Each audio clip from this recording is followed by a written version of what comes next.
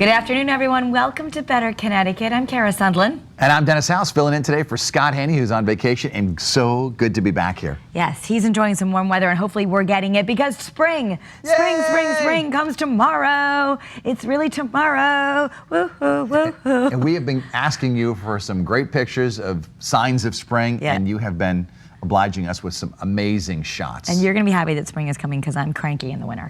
All right, signs Aren't we all, though? This is from Hatsu in critters Newington. are coming out. Look at him. Aww. Look at that rodent just nibbling on something. Little chipmunk snacking on some peanuts from Hatsu in Newington.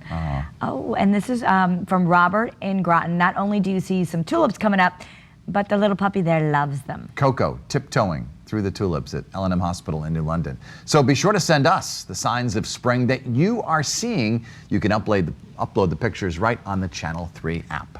You know something that no one saw at all?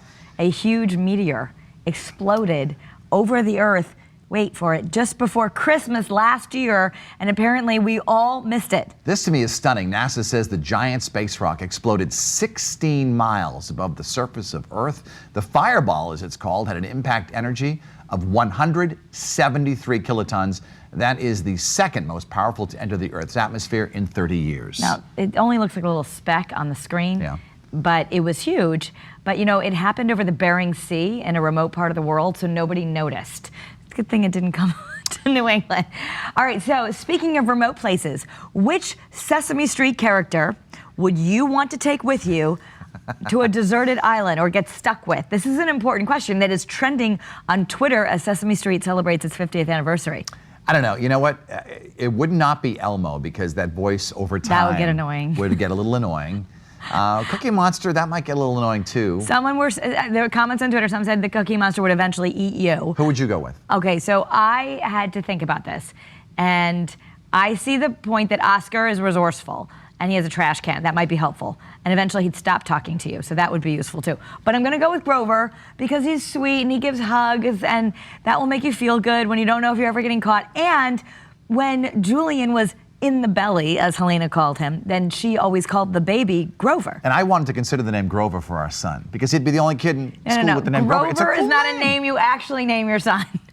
Grover House. I think it would be really, really cool. Would somebody support me here? Clap in the studio if Grover's not a good idea. What do you think of? You think of Grover Cleveland. The rest of them think of Grover the Blue Monster. Only president elected to 2 unsuccessive terms. Anyway, non-successive terms. My favorite is Oscar, and here's why. It was my childhood toy. Aww. This is my grandmother, my brother had the Cookie Monster and I had Oscar. Aww. Anyway. Now if Cookie Monster would share his cookies, then I would go to the island with him for sure. Yeah. All right, how about a pigeon worth $1.5 million? Is that what you would pay for a pigeon that can race if you had all that money? Would you pay $1.5 million for a pigeon? What is the life expectancy of a pigeon? That's what I would want to know. That's a lot of money for a bird don't birds live like less than a year? Well, this Chinese buyer did it, and apparently this pigeon is very, very fast. It's a prized Belgian racing pigeon named Armando. They call him the Lionel Messi of birds, as in the famous soccer player. Yeah. So I guess this bird will earn the person some money in racing. And they're smart because they come back to you, right? That's what they say anyway. I don't know. So this next guy time you just see them all fast. over your lunch at in Central Park in New York, just remember, they're smart birds, and they could be worth $1 million. All right. So after suffering a stroke, rock and roll legend Jerry Lee Lewis, we're happy to report is recovering. Yeah, that is good news. Yeah, he is continuing to recover from that stroke. He's 83 years old. He was hospitalized for a long time. Now he's headed to a rehab center, and they say he's expected to fully recover with aggressive and intensive rehab. That's from his publicist, but he is canceling some of his appearances. One of them is in New Orleans, and so we wish him the very best. Ariana Grande. Yeah. She's getting people to vote. That's what she wants her fans to do. Take part in the political process, and she has a way that you can just text her name, and then you get registered. You know, I love to tease our kids when she comes on or Taylor Swift comes on and be like, oh, I love Katy Perry. And Helena will say, that's Taylor Swift. I mean, I know that, but I love to tease her a little bit. So Ariana Grande, big deal. You know, she did something that the Beatles, they haven't been done since the Beatles with all of her songs on the Billboard, but she's actually going to be at Mohegan Sun March 30th. I will be taking some tweens there. And I'm going to be probably taking our son to a basketball game this week because it's March Madness fun at the XL Center. If you want to enjoy the craziness that is the best time of year for basketball fans, you don't have to go too far. The XL Center is hosting a bunch of games starting on Thursday afternoon. Fans lined up yesterday to get their hands on tickets, and there are still some available, but not many. 25,000 people are expected to attend games on Thursday and Saturday. So if you're looking to get out of work or school, enjoy some basketball.